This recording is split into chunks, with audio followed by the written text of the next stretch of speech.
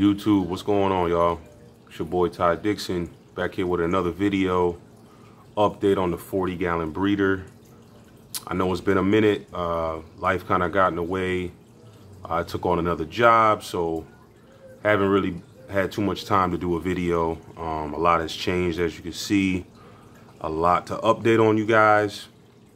As far as the corals, pretty much the same inhabitants as far as fish. I just still got my eel you seen going by, and of course Rufio, the domino. I actually had a lionfish, guys. I had the lionfish of my dreams. I had a zebra dwarf lionfish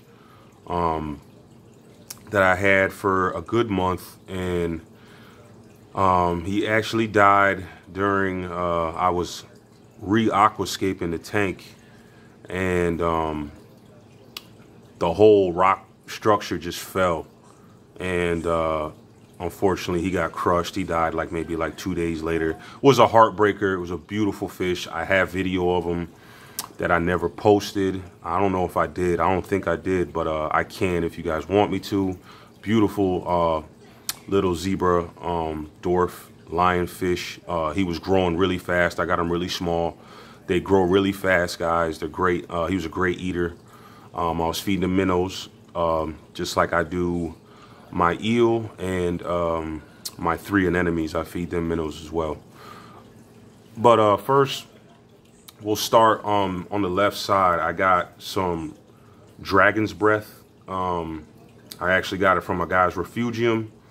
He asked me, he goes, "Oh, you putting it in your refugium?" And I said, "Oh, no, I'm putting it in the display." And he was like, "Oh, really?" Yeah, I've had this. If you go back in my videos, I got a couple years. I got some other tanks that I put dragon's breath in. I love dragon's breath. Not only does it help, you know, it grows off of nitrates and such. Not only does it help your water parameters, but I think it looks great too. I got to get better lighting on my tank for it really to glow, but it's doing its job. I like where it's at. It looks great. It looks natural. And yeah, I just love dragon's breath. If we go down, you'll see I have a mini carpet anemone.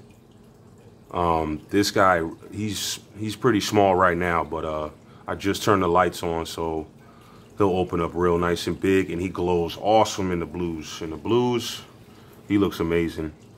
Above him, I have a big purple condi anemone. He actually has purple tips too. I just got him the other day, and he moved around like most nems. Unfortunately, I don't have a bunch of holes in my rock for it to, you know, get its footing. But he found a spot, as you can see, in between those 2 rocks, and it looks like that's where he's gonna stay. And it doesn't mind, you know, I'd like him on top, flowing around, but I think he looks pretty cool right there. It looks pretty natural. Let's see, above him, there's a small zoa of Bam Bams. The polyps are finally starting to open up today. They're nice and orange. Next to it, I have a neon green hammer that I got from a guy probably about a month ago. It's got some size on it now, still keeping its color. It's doing great. In the middle there's a pink, how do you say this? It's a pink, not a feather duster, but it's a tube worm. It's a pink tube worm, one of my favorites. He glows awesome, nice and pink in the actinics. It's actually grown a lot since I've had it. Next to it are some rainbow coves that are growing, and the babies are now basically grown. They're getting huge, they're multiplying, and the colors look great on them. If we go down, I have some watermelon mushrooms and these red mushrooms that have these blue spots all over them. In the actinics, you can see them. They look really nice. They're growing like crazy. All the way at the bottom, I have a red scallop.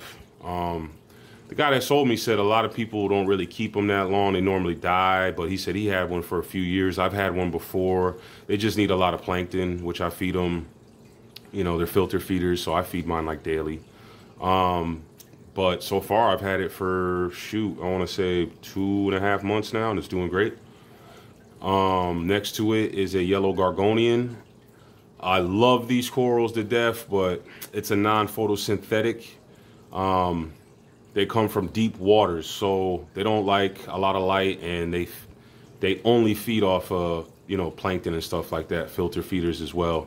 I got it here under the shadows. I tried to give it some shadows because where I bought it at, they had it in this tank under a overflow, which had a lot of shade and all the polyps were open. I did cut off some small little dead pieces, maybe like on 2 branches the other day, but it's not withering away like super fast like I've had other ones. Maybe it'll come back around, I'm hoping. If not, I'll probably just replace it with a photosynthetic Gorgonian. Way up top, the big coral, my big leather, it's doing great. It's got a lot of size since I had it. Loves the light. Glows neon green in the actinics, awesome. To the right of it is some green star polyps that are doing really good. They're nice and bushy. Down on this rock to the right, I have another Condylactis anemone. It looks kind of like plain right now, but it's actually like a bright green under my blue lights. Behind it is a Gorgonian. To the right is another Gorgonian. Now both of those are photosynthetic, and the big one has added branches since I had it, and it's doing awesome. And the smaller one I just got the other day, but all of its polyps are out today, and it's doing great. My eel has put on a lot of size. I'm actually cutting back his feeding. I'm not feeding him like every day like I used to, because when I got him, he was like pretty skinny, and it came from a guy's sump.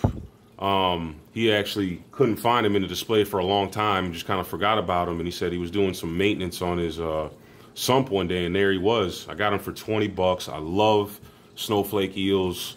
You know, that fish right there is like the main reason why I got back in the hobby, that and the dwarf lions. Definitely, you know, 2 of my favorite fish in the hobby. But that's pretty much all the corals we covered. I still have my horseshoe. I got a horseshoe crab in there that's under the sand. He mostly just sleeps most of the day, I guess. I still have my starfish in there that's doing great. Oh, sorry guys. But overall, the tank's doing very well. It's doing very well. It's been going for 3 months now, and finally it's matured. Now, I don't think it was just all, you know, it was all easy. It definitely wasn't. It definitely went through its cycle. I had, at one point, I think maybe my first month that it was running, I had diatoms all over the sand. Not on the rock, but mostly, you know, it started covering all the sand, and the sand was looking, you know, all brown and everything. So I did a water change, and it went away for a while, but then it came back again, probably my 2nd month. Came back again, did another water change. It really didn't really do anything that time. And then I kind of just cut my lighting down and left it alone. And I think I left the lights off for maybe like 2 days. And when I turned them back on, the diatoms came back a little bit, and then they just died off. They died off completely. Like now I could actually leave my lights on for longer. And the diatoms just, they don't grow back anymore. There was, the 2nd month, there was actually diatoms on the right side of my rock structure. It was on the bottom rock, and it was like maybe half of that top rock. So it was, you know, it wasn't horribly bad, but it was, you know, it didn't look good. But that just goes to show you got to have patience in this hobby. You got to wait. I mean, it could take a long time for something good to happen. You really have to, like, it got to the point where I was like, man, I don't even want to have the light on. But like I said, that's just part of the cycle. It's a new tank. You know, we have to age the tank, age the water, be patient with the cycle. And, you know, if you wait and you're patient and you do what you got to do, this will be the end result. Like I said, I'm really happy right now. Super crystal clear water. My sand couldn't be wider. It stays like this, you know, fingers crossed. I'm not really trying to get in any acros or SPS or anything like that. I'm straight LPS, softy guys, zoanthids. And really, like I said, my whole theme of this tank is really, I just want to have a predatory reef. That's really what I want. I want eventually I'll get me another lionfish. And I want to get me another eel. I'm either going to get a chain link eel or some other kind of eel that doesn't get too big like the snowflake. So that's pretty much covers the update, guys. I got my salinity at 1.025. I keep the temperature around 76, 77. The only thing I'm probably going to do next is I'm probably going to get a bigger power head. This one's doing 500 gallons per hour, which is good. I think it's, I don't know. I'm like on the fence, but I think I want to get a 750 gallons per hour. I think the corals might like the flow a little bit. It might, I don't know if it'd be too much, but I'm definitely going to try it out and see what I could do. These lights are doing really good for me so far. The Coral Lives, I got 2 of them in one Aqueon freshwater because no one around has another Coral Life clip-on light. So kind of got my eye out for that. But for right now, I mean, these corals are responding pretty good to this light. I mean, I was kind of iffy about them, but once I had them on my discus tank and then I got the Coral Life ones, I knew they were bright enough to probably sustain these corals. So I mean, everything's going to plan. Eventually I want to get like some AI prime, something really nice to really, you know, let the corals take off. But for right now, I'll probably leave like this for now. I'm not in a huge rush. I'm just really want to get more corals and, like I said, probably another eel and of course replace my lionfish. But that's pretty much for the update, guys. I appreciate you guys for viewing. I know it's been a minute. Please comment down if you have any questions. Holla at me, like the video, subscribe, and I'll see you on the next one.